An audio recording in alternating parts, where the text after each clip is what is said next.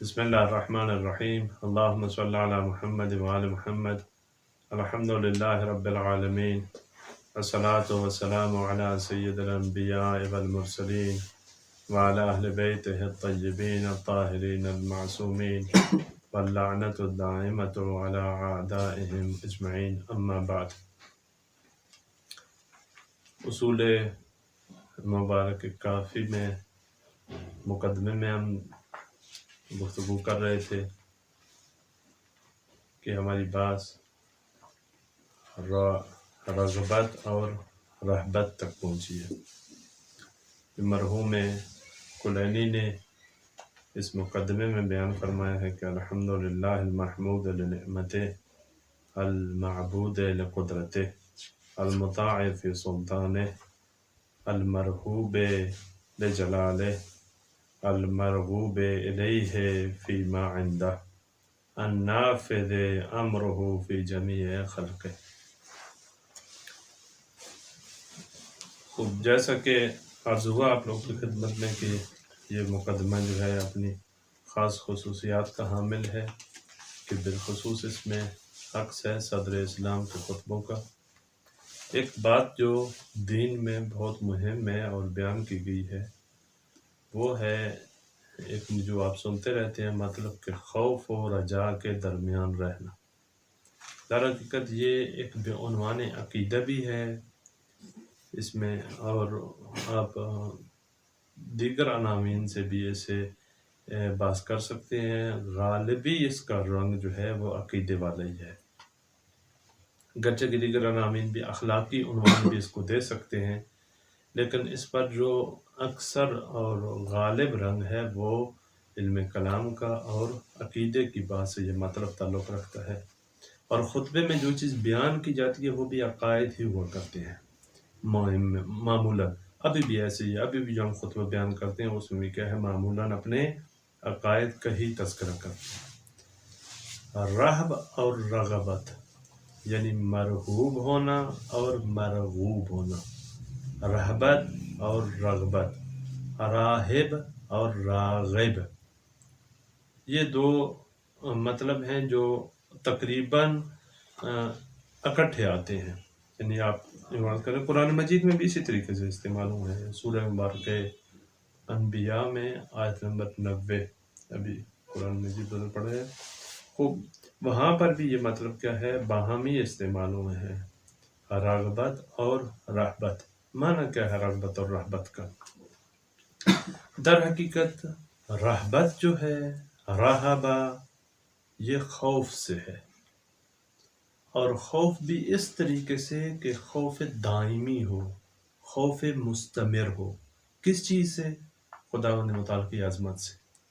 جس طریقے سے انسان عظمتوں کا ادراک کر کے اس کے منہ سے حمد نکلتی ہے، ایک اور بھی اس کی کیفیت نفسانی ہے، وہ کیا ہے؟ وہ خوف ہے کہ خوب عظمت کے سامنے ایک اور چیز جو انسان کو آتی ہے وہ کیا ہے؟ اس کی عظمت کا خوف ہے، اس کی عظمت کا پاس ہے، اس کی عظمت کا ڈر ہے۔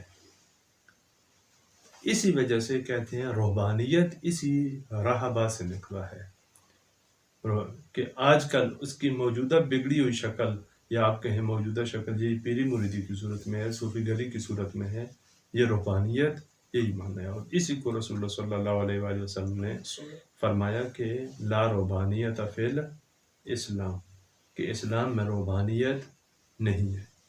قرآن مجید نے بھی اس مطلب کو بیان کیا ہے کہ انہوں نے خود اپنے لیے روحانیت اختیار کر لی، ما کتبنا علیہم، ہم نے روحانیت کو ان کے اوپر فرض نہیں کیا تھا۔ ہوا کیا تھا؟ یہ ایک تاریخی مہم مسئلہ ہے جو آپ کو بھی ابھی بھی آپ کے ساتھ پیش آتا ہے، اور ہمارے یہاں پاکستان میں یہ بہت زیادہ پیش آتا ہے مسئلہ۔ وہ یہی مسئلہ صوفیت اور صوفی گری کا ہے، وہ اسی بات سے نکلے ہیں، یہیں سے ان کی ابتدا ہوئی ہے۔ ہوا کیا کہ اس طریقے سے کہ یہودیوں نے آ کر آپس میں خود فیصلہ کر لیا۔ یہ آیت کون سی ہے؟ تلاش کریں، ما کتبنا علیہم، کہ انہوں نے خود آ کر فیصلہ کر لیا کہ بعض واجبات جو خداوند متعال نے ان پر واجب نہیں کیے تھے ان چیزوں سے انہوں نے خود فیصلہ کر لیا کہ ہم بچیں گے.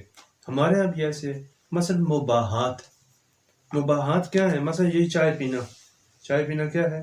مباح کام ہے. ایسے خارج کرنا کیا ہے؟ مباح کام ہے. ایک آدمی اپنی زندگی میں اپنے اوپر فرض کر لیتا ہے، قسم کھا لیتا ہے کہ میں زندگی بھر چائے نہیں پیوں گا. کوئی آدمی قسم کھا لیتا ہے کہ میں ٹھنڈا پانی نہیں پیوں گا. جب ایک قسم کھائے گا تو منت مانے گا تو اس کے اوپر پینا کیا ہو جائے گا؟ حرام ہو جائے گا. ٹھیک ہے نا؟ یعنی یہ ایک ایسی چیز ہے جو خداوند متعال نے حرام نہیں کی، لیکن انسان خود اپنے اوپر کیا ہے؟ حرام کر سکتا ہے. مثلا ایک آدمی کہتا ہے کہ اگر میں پاس ہو گیا، اگر میرا یہ کام ہو گیا تو میں نماز تہجد حتماً پڑھوں گا. خوب اس نے منت مان لی. نماز تہجد واجب نہیں تھی، اس کے اوپر کیا ہو گئی؟ واجب ہوگی. بس ابھی بھی یہ گنجائش موجود ہے کہ کوئی چیز جو حرام نہیں ہے اسے اپنے اوپر حرام کر دیں، اور وہ چیز کہ جو واجب نہیں ہے اسے اپنے اوپر کیا کر دیں؟ واجب کر دیں. ابھی بھی یہ گنجائش کیا ہے؟ موجود ہے. انہوں نے کیا کیا؟ انہوں نے یہودی علماء نے، عیسائیوں نے، انہوں نے اپنے اوپر اتنی زیادہ سختی کی. بعض جو ان میں سے تھے خوف خدا کی خاطر نہ کیا کہ خداوند متعال کی خوشنودی حاصل کریں، کہ وہ بعض چیزیں جو خداوند متعال کی طرف سے حرام نہیں تھی انہوں نے اپنے اوپر حرام کر لی، اور بعض چیزیں جو ان کے اوپر واجب نہیں تھی انہوں نے اپنے اوپر کیا ہے؟ واجب کر دی. خداوند متعال گلہ کرتا ہے. یہ کیا کہلائے؟ رہبان. یعنی یہ کام انہوں نے کیوں کیا؟ خوف خدا کی وجہ سے. رہبانیتاً ابتدعوها، یہ قرآن مجید کی وہاں پہ تعبیر ہے. ابتدعوها کو آپ سرچ کریں تو آ جائے گا. ما کتبناها علیہم، انہوں نے کیا ہے؟ ہم نے ان کے اوپر رہبانیت کو فرض نہیں کیا تھا. پھر انہوں نے کیا کیا؟ فما رعوها حق رعایتها، پھر انہوں نے اس بات کی صحیح رعایت بھی نہیں کی. یعنی یوں نہیں ہے کہ پھر منتیں مانی اور انہوں نے ان باتوں کے پابند رہے ہوں، ان چیزوں کے پابند بھی نہیں رہے. لیکن عوام میں کیا ہو گیا؟ عوام میں یہ راہب مشہور ہو گئے. عوام میں کیا ہوا؟ یہ راہب مشہور ہو گئے. ہمارے یہاں بھی اسی طریقے سے صوفیت اسی طریقے سے کیا ہے؟ اسلام میں آئی ہے. یہ اسلام سے پہلے کے لوگ ہیں. یہ ہندوؤں میں بھی ایسے لوگ پائے جاتے ہیں، ان کو خاص مذہب نہیں ہے. ہندوؤں میں بھی پائے جاتے ہیں، عیسائیوں میں بھی پائے جاتے ہیں، مسلمانوں میں بھی پائے جاتے ہیں، مسلمانوں کے خاص فرقوں میں بھی پائے جاتے ہیں. آیت مل گئی ہے. آگے نہیں، آپ رعوہا اس کو سرچ کریں، رعوہا.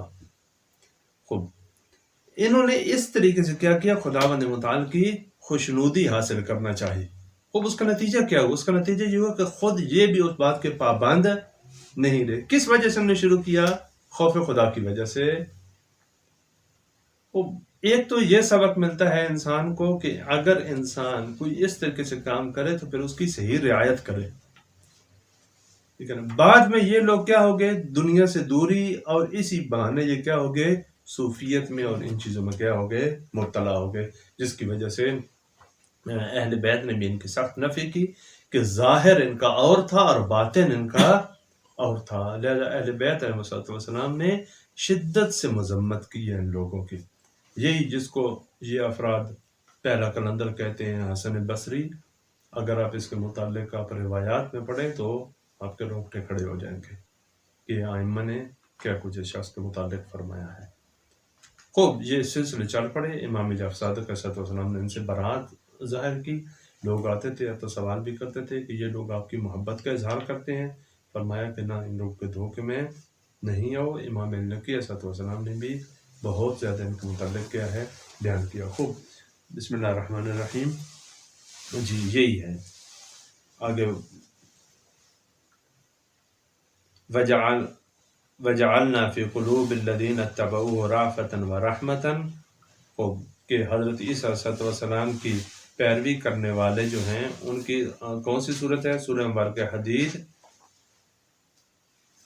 سورہ حدید ہے نا؟ جی سورہ حدید آیت نمبر 27. ٹھیک ہے. آیت 20 سے شروع ہوتی ہے کہ ہم اس کو ترجمہ نہیں کرتے کیونکہ ہم اس بات کو مستقل نہیں بیان کر رہے. وَجَعَلْنَا فِي قُلُوبِ الَّذِينَ نَتَّبَعُوهُ رَأْفَةً وَرَحْمَةً کہ جو حضرت عیسیٰ علیہ السلام کے پیروکار تھے ہم نے ان کے دلوں میں رافت اور رحمت رکھی ہے.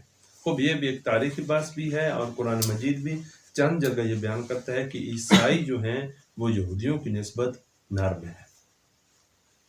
البتہ عیسائیت سے مراد یہ صہیونزم نہیں ہے. یہ جو امریکہ میں حکومت حاکم ہیں یہ عیسائی اس طریقے سے نہیں ہے، یہ صہیونزم ہے. یہ ایک اور مسئلہ ہے جو سیاسی طور پر یہ بآسان ہونی چاہیے. یہ بند ہو گیا. اچھا ٹھیک ہے کہ اور ایک چیز یہ ہم نے قرار دی رافت اور رحمت ان کے دلوں میں کیا ہوا ہم نے قرار دی. وَرُهْبَانِيَّةً ابْتَدَعُوهَا اور رہبانیت وہ چیز تھی جو انہوں نے خود سے شروع کر دی. رہبانیت پس کیا ہوا یعنی خوف مستمر، اور اس خوف کی وجہ سے بعض چیزیں جو شریعت میں واجب نہیں ہے وہ اپنے اوپر ضروری کر لینا، اور جو چیزیں شریعت کی طرف سے واجب ہیں یا جائز ہیں انہیں کیا کر دینا حرام کر دینا. آج کل بھی ایسے ہی کرتے ہیں، ٹھیک ہے نا، کامل رعایت نہیں کرتے لیکن بہت سارے موارد میں اس طریقے سے کرتے ہیں. کوئی کہتا ہے میں روٹی نہیں کھاؤں گا، کوئی کہتا ہے میں ایک پاؤں پہ کھڑا رہوں گا، ٹھیک ہے نا. اس طریقے سے کیا ہے یہ چلے کاٹنے. اب ان سے ہوتا کیا ہے؟ ان سے ہوتا یہ ہے کہ خداوند متعال نے انسان کے وجود میں بہت ساری قوتیں رکھی ہیں. بعض قوتیں ان سے کیا ہو جاتی ہیں تقویت پا جاتی ہیں، پھر اسی ذریعے سے یہ لوگ کیا کرتے ہیں کمائی کرتے ہیں. خوب میں عرض کرنے کا مقصد یہ ہے کہ ما کتبناہ علیہم یہ ہم نے ان پر فرض نہیں کی تھی کہ یہ رہبانیت اختیار کریں الا ابتغاء رضوان اللہ. چاہتے کیا تھے؟ کیوں انہوں نے کیا یہ کام؟ کہتے تھے ہم رضایت خدا حاصل کریں. خوب یہ امت مسلمہ کے لیے ایک زنگ خطر ہے، خطرے کی گھنٹی ہے کہ اپنی مرضی سے خدا کی رضایت حاصل کرنا اس کا انجام یہ ہوتا ہے ہاں کہ انسان جو ہے وہ نہ کہ خدا کی رضایت حاصل نہیں کر سکتا بلکہ خدا کی راہ سے دور بھی ہو جاتا ہے، ہٹ بھی جاتا ہے. فَمَا رَعَوْهَا حَقَّ رِعَایَتِهَا انہوں نے کیا ہے اس کی رعایت نہیں کی، اس کا پاس نہیں کیا. یہ چلتے آئے ان کی صورتحال کیا ہو گئی آگے آ کر تبدیلیاں سے تبدیلیاں، اور پھر موجودہ صورت میں جیسے کسی صوفیہ وغیرہ ہیں اس طرح یہ لوگ آ پہنچے. پھر انہوں نے اسلام میں بہت زیادہ تاثیر رکھی، یعنی اپنی تاثیر قائم کی، اور ہندو مذہب میں تو شروع سے یہ باتیں موجود تھیں اس طرح کی باتیں. خلاصہ کلام یہ ہے کہ رہب کا معنی کیا ہے؟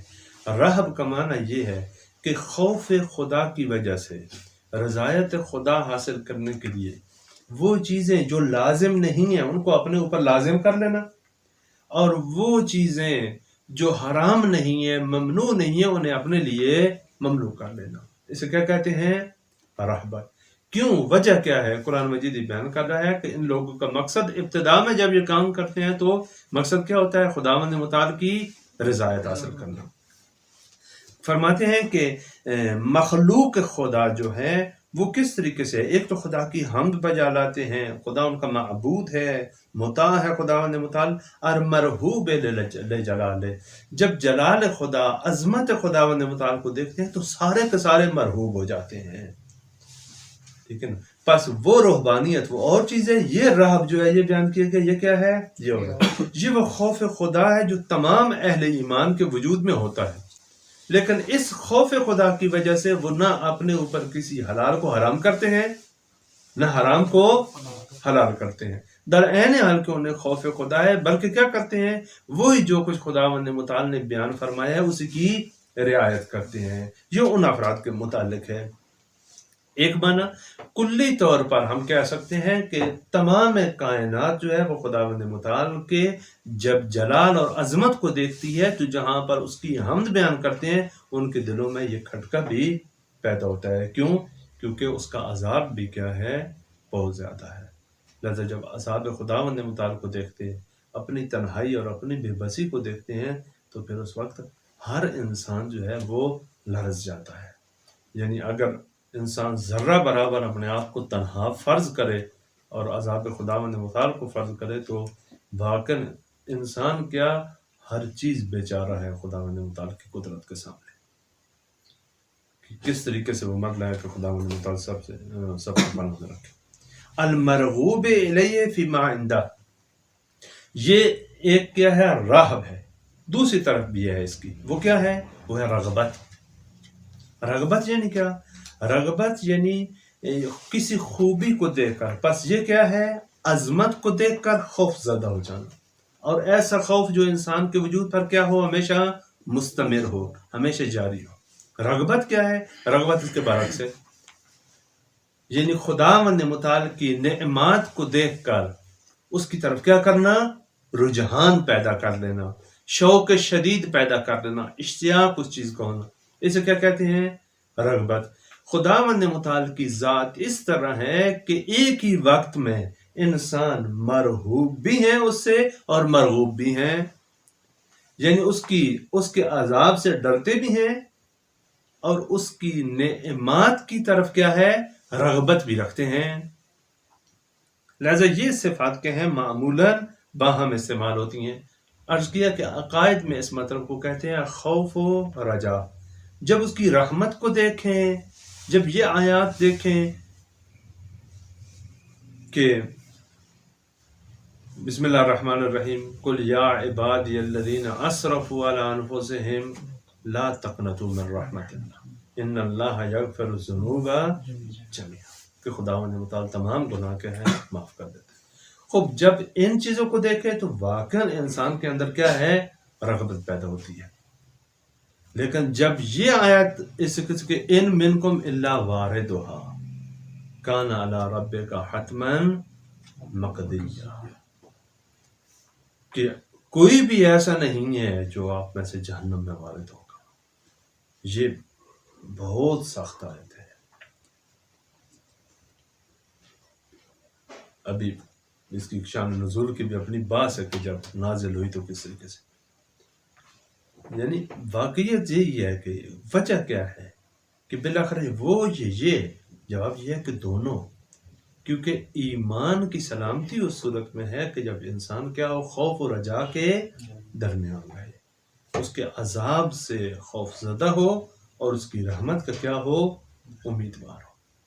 فرماتے ہیں کہ جب اس کے جلال کو دیکھیں تو کیا ہے؟ مرحوب ہے، راہب کی صورت ہے، حال ہے. اور جب اس کے جمال کو دیکھیں، اس کی نعمات کو دیکھیں، خوبیوں کو دیکھیں تو ہر انسان اس کی طرف کیا ہے؟ کشش ہوتی ہے اسے. مرغوب الیہ فیما عندہ، ٹھیک ہے، رغبت رکھتے ہیں کن چیز میں؟ ان چیزوں میں کہ جو کچھ ان کے پاس ہیں، یعنی وہ نعمات، وہ جنت و جہنم، یہ تمام چیزیں باعث بنتی ہیں کہ انسان کیا ہو؟ خداوند متعال کی طرف کیا ہو؟ رغبت اور رجحان رکھے. اس کے بعد جو ہے النافذ امرہ فی جمیع خلقہ، یہ مہم مطلب ہے. یہاں ہم انشاءاللہ کوشش کریں گے کہ اس کو کچھ جتنا ہو سکے اپنی حد تک اس کو عرض کریں آپ لوگوں کی خدمت. چند مطلب ہے یہاں پہ جو قابل غور ہے اور قابل دقت ہے. ایک یہ ہے کہ نفوذ کیا؟ النافذ امرہ، نافذ سے ہے، اس میں فاعل ہے، آپ سب جانتے ہیں. امرہ کہ امر خداوند متعال. کون سا امر مراد ہے؟ امر سے مراد یہاں پر کیا ہے اور نفوذ سے مراد کیا ہے؟ النافذ امرہ فی جمیع خلقہ. باقی جو ہے فی جمیع خلقہ جو ہے دال کے ساتھ نون فی ذال نفذ. معنی ان دونوں کا کیا ہے؟ ہم پہلے امر کا معنی بیان کرتے ہیں اور پھر آ کر نفوذ کے مطلب کو بیان کرتے ہیں. امر کا معنی کیا ہے؟ امر کا معنی جس طریقے سے آپ اصول میں ہی پڑھتے ہیں کہ عربی میں امر کے دو معنی ہوتے ہیں. عربی میں امر کے کتنے معنی ہیں؟ دو معنی ہیں. اصول کی ابتدا میں یہ بات ہے، آپ لوگوں نے پڑھی ہوئی ہو کہ ایک امر کا معنی شے ہے اور ایک امر کا معنی کیا ہے؟ آرڈر اور حکم ہے. یہ جو یہاں پر پڑھ رہے ہیں، یہاں پر امر بے معنی شے نہیں ہے، بلکہ امر بے معنی کیا ہے؟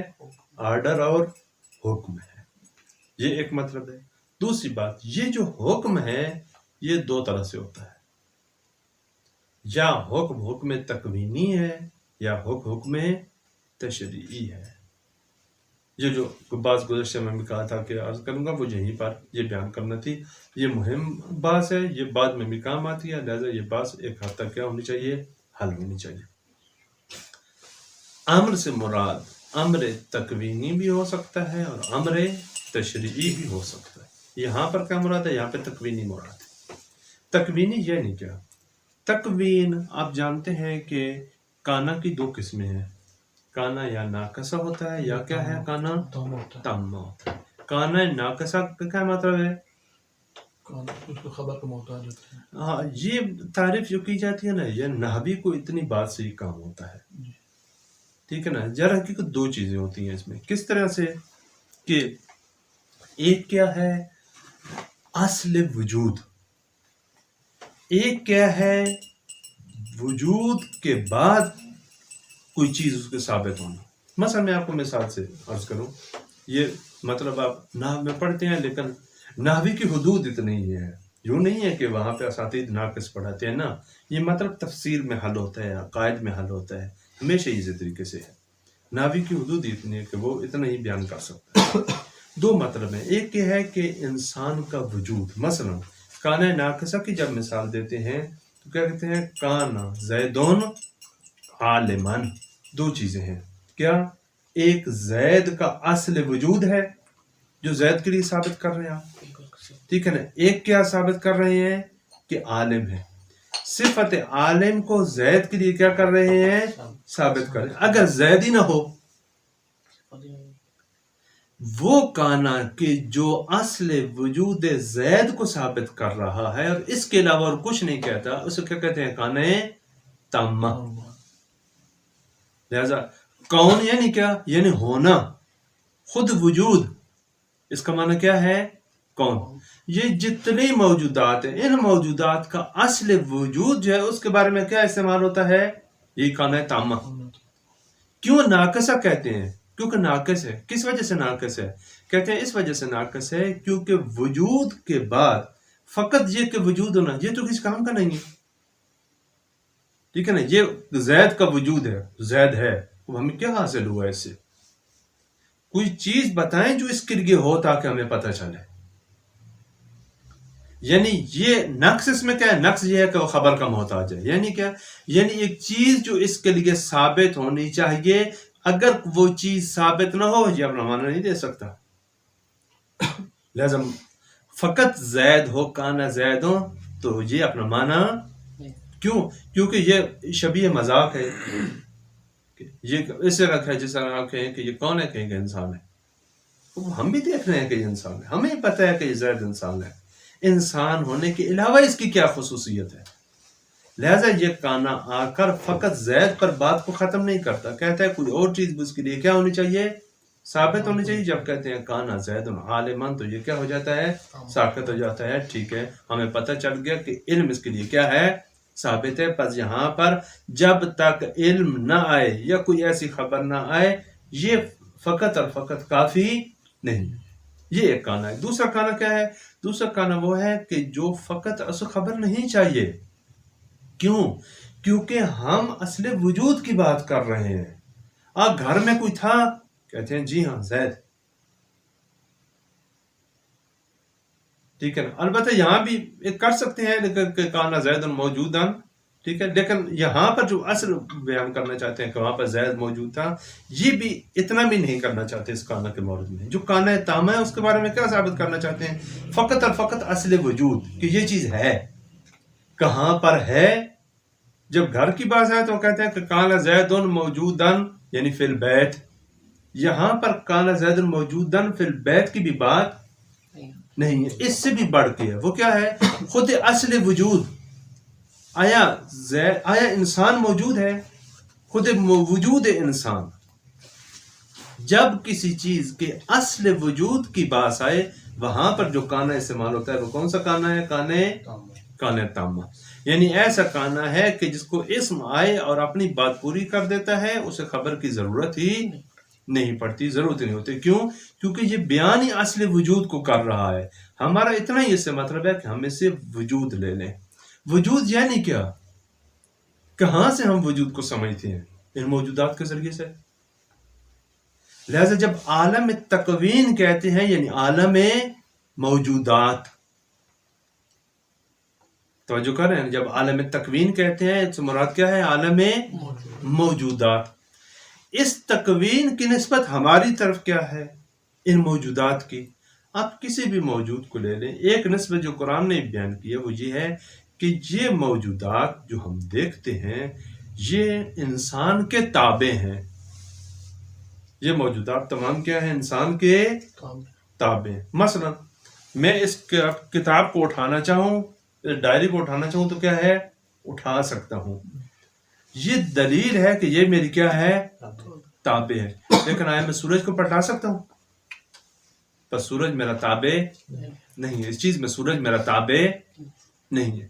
آیا میں اس لکڑی کو پتھر بنا سکتا ہوں؟ میں نہیں اس کو بنا سکتا۔ اس کا مطلب یہ ہے کہ یہ میرے تابع نہیں ہے۔ لیکن میں اس کتاب کو کیا ہے؟ اٹھا سکتا ہوں۔ یہ کیا دلیل ہے؟ یہ دلیل ہے کہ یہ چیز میری کیا ہے؟ تابع ہے۔ میں ہوا چیر کے ایک وسیلہ بنا سکتا ہوں جو ہوا چیرے اور میں ہوا پر مسلط ہو جاؤں، ہوائی جہاز بنوں۔ اس کا مطلب ہے کہ ہوا بھی میری کیا ہے؟ تابع ہے۔ یہ جو اتباع ہے اسے تسخیر بھی کہتے ہیں۔ بعض الفاظ دیگر اسی چیز کو ولایت بھی کہتے ہیں۔ میں اس کو اٹھا سکتا ہوں یعنی میں اس چیز پر کیا رکھتا ہوں؟ ولایت رکھتا ہوں۔ میں یہ زمین خرید سکتا ہوں، میری ملکیت میں آتی ہے۔ میں اسے بیچ سکتا ہوں یعنی میں اس پر کیا ہے؟ ولایت رکھتا ہوں۔ اسی وجہ سے تقسیم کرتے ہیں ولایت تکوینی اور ولایت تشریعی کے، عرض کروں گا بعد میں۔ بس اس طرح کا جو تعلق ہے ہمارا اشیاء کے ساتھ کہ اشیاء میرے تابع ہیں، یہ کون سا تعلق ہے؟ یہ تعلق تکوینی ہے۔ تکویناً یعنی خلقت میں، یعنی خداوند متعال نے ان چیزوں کا وجود ہی ایسا بنایا ہے کہ یہ وجودات میرے تابع ہیں۔ میں ان دو چیزوں کو توڑ کر ایک تیسری چیز جوڑ سکتا ہوں، بنا سکتا ہوں۔ یہ مٹی میرے تابع ہے، میں اس مٹی کو توڑ کر کیا ہے؟ کوئی چیز ان سے نہیں بنا سکتا ہوں۔ یہ لوہا کیا ہے؟ میرے تابع ہے۔ یہ سمندر کیا ہے؟ میرے تابع ہے۔ بہت ساری چیزیں ہیں جو انسان کی کیا ہے؟ تابع ہیں۔ یعنی انسان کی ان پر کیا ہے؟ ولایت ہے۔ بس یہ وہ تعلق انسان کا بالا دستی اور زیر دستی والا جو تعلق ہے یہ کن میں آتا ہے؟ یہ اسے تسخیر میں اور ولایت کے زمرے میں آتا ہے۔ امور تکوینیہ یعنی کیا؟ یعنی وہ امور کہ جو اس کائنات پوری کے کیا ہیں؟ متعلق ہیں۔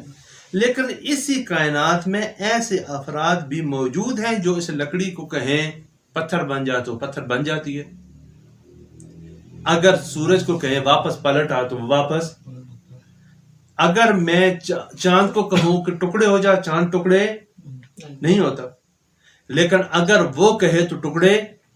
اس کا مطلب یہ ہے کہ جس طریقے سے میرا اختیار اس کتاب پر ہے، اس ڈائری پر ہے، میں اسے پھاڑنا چاہوں تو پھاڑ سکتا ہوں، اسے رکھنا چاہوں تو رکھ سکتا ہوں، اسے کھولنا چاہوں تو کھول سکتا ہوں، اسے بند کرنا چاہوں تو۔ ایسے بھی افراد کائنات میں موجود ہیں کہ جن کا ان تمام چیزوں پر کیا ہے؟ اسی طریقے سے ولایت تعلق ہے۔ اسی کو ولایت تکوینی کہتے ہیں۔ ولایت تکوینی کا مطلب یہ نہیں ہے کہ 14 خدا ہیں، ایک خدا کے مقابلے میں دوسرے کیا ہیں؟ خدا ہیں۔ یہ غلط بات ہے، کیونکہ ولایت کا مطلب کیا ہے؟ تصرف، یعنی اختیار میں ہونا۔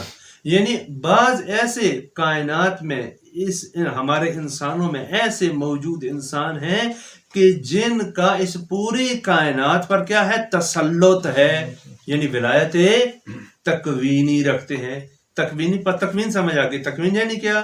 یعنی یہ موجودات، ان کا موجودات کا جو ہمارے ساتھ رابطہ ہے، اگر اس رابطے میں وہ دوسرا موجود زیر اثر ہو اور ہم بالا اثر ہوں تو اس کو کیا کہتے ہیں؟ ولایت، یعنی ہم اس پر اختیار رکھتے ہوں۔ میں اس سنگریزے کو، اس پتھر کو یہاں سے اٹھا کے وہاں منتقل کر سکتا ہوں، اس کا مطلب یہ ہے کہ اتنی میں ولایت اس پر رکھتا ہوں۔ لیکن آیا میں اس پتھر کو بلوا سکتا ہوں؟ میں اس پتھر کو جو اس پتھر کو بلوا سکے، اس کا مطلب ہے کہ وہ اس سے زیادہ ولایت رکھتا ہے۔ توجہ کر رہے ہیں نا؟ پس تکوین یعنی کیا؟ یعنی یہ موجودات۔ ابھی آئے امر تکوینی کو دیکھیں۔ امر تکوینی کیا ہے؟ امر تکوینی امر تکوینی الفاظ نہیں ہے. ہم جو امر کہتے ہیں، جو آرڈر کہتے ہیں، وہاں پر کیا ہوتا ہے؟ الفاظ کے ذریعے سے ہم اپنا ما فی الضمیر دوسروں تک پہنچاتے ہیں. توجہ کر رہے ہیں نا؟ جہاں پر الفاظ کے ذریعے سے دوسروں تک اپنا حکم، اپنی بات پہنچائی جائے، اس امر کو امر تکوینی نہیں کہتے. توجہ کر رہے ہیں نا؟ مثلا کس امر کو امر تکوینی کہتے ہیں؟ امر تکوینی اور امر تشریعی کی وضاحت. کس امر کو امر تکوینی کہتے ہیں؟ مثلا توجہ کریں، یہ ڈائری نیچے پڑی ہے، میں چاہا ہے اسے اٹھا لیا ہے. میرے چاہنے میں اور اسے اٹھانے میں کتنی دیر لگی ہے؟ آنکھ بند کریں، 2 سیکنڈ کتنی دیر لگی ہے؟ سیکنڈز کم. یعنی اس آنکھ پر آپ کی ولایت ہے. توجہ کر رہے ہیں؟ اس آنکھ پر آپ کی کیا ہے؟ ولایت. ولایت یعنی کیا؟ یعنی تکویناً، یعنی خداوند متعال نے اس آنکھ کو خلق ہی ایسے کیا ہے کہ جب آپ چاہیں تو کوئی دیر ہو. اب یہاں قرآن کی طرف ایک بندہ ہے، ایک جن ہے. حضرت سلیمان نے کہا کہ تخت اٹھا کے لے آؤ. جو جن تھا انہوں نے کہا کہ آپ یہاں سے اٹھیں گے نہیں تو میں لے آؤں گا. ایک نبی تھا وہاں پہ، کون؟ آصف ابن برقیہ. آصف ابن برقیہ نے کیا کہا کہ قبل ان یرتد الیک طرفک، قبل اس کے کہ آپ کیا ہو، آپ کو جھپکیں ایک دفعہ. کیوں؟ یعنی انسان کی ولایت جن سے کیا ہے؟ تو یہی تو ولایت تکوینی. اور ولایت تکوینی کسے کہتے ہیں؟ جہاں پر انسان کا تعلق ہو، تسلط ہو، تسخیر ہو، اور وہ سامنے والی چیز مسخر علیہ ہو، یہ انسان مسخر ہو، اس کا مطلب یہ ہے کہ اس کو کیا ہے اس پر. مثلا یہی چیز کہ آیا دوسرے ابھی انسانوں کو آ کر دیکھیں تو انسان بھی کیا ہے؟ ولایت رکھتے ہیں، لیکن ان کی ولایت کیا ہے؟ محدود ہے. فرق کیا ہے؟ فرق یہ ہے کہ میں جب پیدا ہوا تھا تو میں اس پتھر کو اٹھا سکتا تھا؟ نہیں اٹھا سکتا. میں نے سیکھا ہے اٹھانا. جس طریقے سے یہ ہندو مرتاز ہے، یہ 1 سال میں کہتا ہے کہ میں 1 سانس لوں تو میرے لیے کافی ہے، یا سال میں 2 سانس لیں تو کیا ہے؟ کافی. یہ کہاں کیسے یہاں تک پہنچا؟ اس نے سیکھا ہے. میں نے کتاب اٹھانا کیا ہے؟ سیکھا ہے. یہ جو رسی پہ چلتا ہے، اس نے کیا کیا ہے؟ یہیں پر فرق آ جاتا ہے انسان کا اور انبیاء کا. یہ جو جہاں تک سیکھ کر پہنچے یہ انسانوں میں عادی ہے. معجزہ کی تعریف کیا ہے؟ کہ وہ فعل جو خارق عادت سے ہٹ کر ہو. کیوں؟ کیونکہ یہ لوگ سیکھنے تک وہاں تک پہنچتے ہیں، اور اہل بیت علیہ السلام، انبیاء اکرام سیکھنے سے وہاں تک نہیں پہنچتے، وہ اعطائی ہے وہاں پر. یہ اس میں کیا ہو گیا؟ مہم فرق. بس یہ ہوگا تکوین پر تسلط حاصل کرنا، یعنی موجودات پر تسلط حاصل کرنا. یہ کس سے مربوط ہے؟ ولایت تکوینی سے. ولایت تکوینی کی خصوصیت کیا ہے؟ کہ جہاں پر ولایت تکوینی ہو وہاں ولایت الفاظ کی محتاج نہیں ہوتی، اور الفاظ کم ترین واسطہ ہے. الفاظ کیا ہے؟ کم ترین واسطہ ہے. مثلا میں آپ کو کہوں کہ بھائی آئے تنویر صاحب آپ جائیں وہاں سے موبائل اٹھا کے لے کے آئیں، تو میں نے آپ تک بات پہنچائی ہے، یعنی یہ میرا ارادہ آپ تک، پہلے میں نے ارادہ کیا ہے، جو پچھلے دفعہ مراحل عرض کیے تھے. پہلے میں نے ارادہ کیا ہے، پھر میں نے ارادہ آپ کے اندر منتقل کیا ہے، پھر آپ گئے اور آپ نے وہ کام کیا ہے؟ انجام. تو کتنے واسطے ہو گئے بیچ میں؟ الفاظ بھی واسطہ ہیں. ولایت تکوینی وہاں پر ہوتی ہے جہاں پر اصلا کسی واسطے کی بھی ضرورت. لہذا بسم اللہ الرحمن الرحیم سورہ مبارکہ یاسین کی آخری آیت کیا ہے؟ انما امرہ اذا اراد شیئا ان یقول لہ کن فیکون. خدا کہے ہو جائے ہو، یہ کہنا جو ہے یہ زبان کا کہنا نہیں ہے، یہ ارادے کا کہنا ہے. انما امرہ اذا اراد شیئا، جو ہی چاہے کہ ہو جا، فوراً کیا ہے؟ یعنی حتیٰ بیچ میں الفاظ کا واسطہ بھی نہیں ہے. پس امر تکوینی کون سا امر ہوتا ہے؟ امر تکوینی وہ امر ہوتا ہے جہاں پر ایک طرف مولا ہوتا ہے، صاحب ولایت ہوتا ہے، مسخر ہوتا ہے، دوسری طرف مولا علیہ ہوتا ہے، دوسری طرف کیا ہے مسخر علیہ ہوتا ہے. اور اس کا اس پر جب امر ہو تو اسے کیا کہتے ہیں؟ امر تکوینی. امر تکوینی کے لیے کسی واسطے کی ضرورت نہیں ہے. امر تکوینی کی مخالفت بھی نہیں ہو سکتی. کیوں؟ کیونکہ جب وہ چیز سامنے والی مسخر ہے پھر مخالفت کس چیز کی؟ مگر یہ کاپی میں کہوں لکھوں تو یہ مجھے منع کر سکتی ہے کہ میرے اوپر نہ لکھوں؟ نہیں کر سکتی. لہذا جب رسول اللہ حکم دے کہ 2 ٹکڑے ہو جا، اس کی جرأت ہے کہ 2 ٹکڑے نہ ہو. وہ ایسے ہی ہے جیسے آپ کے ہاتھ میں کاغذ ہو، مگر ممکن ہے کہ آپ کے ہاتھ میں کاغذ ہو اور آپ چاہیں کہ 2 ٹکڑے کرنا اور وہ 2 ٹکڑے نہیں ہو. ممکن نہیں ہے. لہذا ولی خدا کی اطاعت ممکن نہیں ہے کہ کوئی کائنات ولی خدا کی معصیت کار ہو. کس چیز میں؟ تکوینیات میں. ایک امر تشریعی ہے. امر تشریعی کیا ہوتا ہے؟ امر تشریعی وہ ہوتا ہے جو خداوند متعال آ کر انبیاء کے ذریعے سے، رسولوں کے ذریعے سے حکم دیتا ہے. تشریعی، تشریعی، تے شین رے یہ این چھوٹی ہے. تشریعی، امر تشریعی، یہ شریعت اس میں آتی ہے. توجہ کریں نا. یہاں جو ہم بیان کر رہے ہیں النافذ امرہ فی جمیع الاشیاء جمیع خلقے، اس امر سے مراد کون سا امر ہے؟ امر تکوینی مراد ہے، نہ کہ امر تشریعی. امر تشریعی میں واسطہ ہوتا ہے. کون سا واسطہ؟ انبیاء کا واسطہ.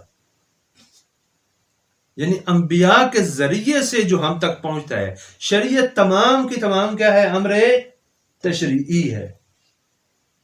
جتنے بھی احکام ہیں شریعت کے، یہ تمام کے تمام کیا ہیں؟ امر تشریعی ہیں. خصوصیت کیا ہے؟ خصوصیت یہ ہے کہ امر تشریعی میں آپ مولا کی مخالفت بھی کر سکتے ہیں. خدا کہے نماز پڑھو، کتنے لوگ ہیں جو نماز پڑھتے ہیں؟ امر ہے یا نہیں اقیم الصلاۃ کا؟ نماز پڑھتے ہیں.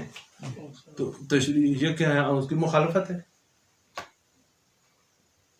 روزہ رکھو، رکھتے ہیں. حج کرو، بہت سارے ایسے افراد ہیں جو حج. زکوٰۃ پہ کر دو، بہت سارے ایسے ہیں جو زکوٰۃ.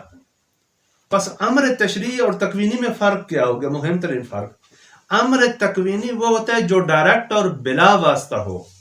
امر تکوینی وہ ہوتا ہے کہ جس کی مخالفت فرض نہ کی جا سکتی ہو. امر تشریعی کیا ہے؟ کہ جو انڈائریکٹ ہے،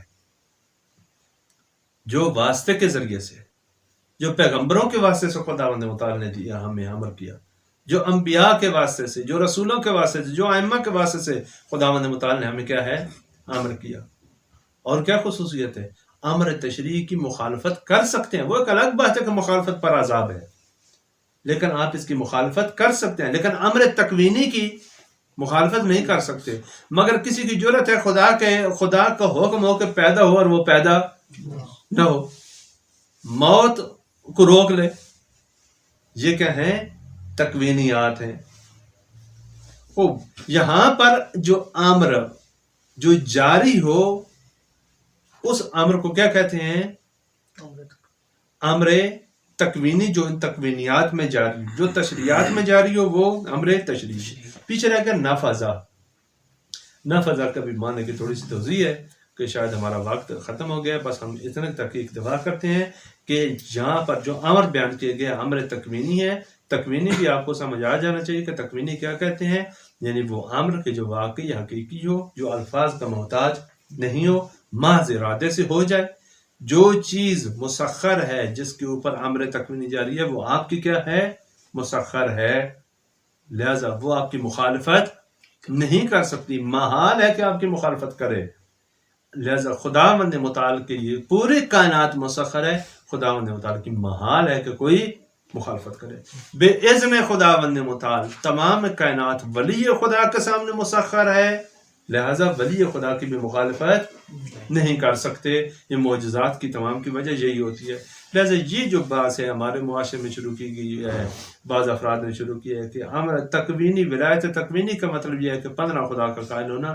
یہ بالکل درست مطلب نہیں ہے. تکوین یعنی آپ کا موجودات پر اختیار ہونا، جس کا جتنا اختیار ہوگا اتنی اس کی کیا ہوگی، ولایت کا درجہ بھی ہوگا. امر کی 2 قسمیں ہو گئیں، امر تکوینی اور امر تشریعی. امر تشریعی میں مخالفت ہو سکتی ہے، امر تکوینی میں مخالفت نہیں ہو سکتی. یہاں جو ہم بیان کر رہے ہیں کیونکہ بعض خداوند متعال کی ہے اور خداوند متعال کا امر تکوینی مراد ہے. نفذ امرہ فی جمیع خلقہ، اس کا امر نافذ ہے اس کی تمام مخلوقات میں. کون سا امر تکوینی، یعنی جس کی مخالفت نہیں ہو سکتی. وصلی اللہ علی محمد وعلی آلہ الطاہرین.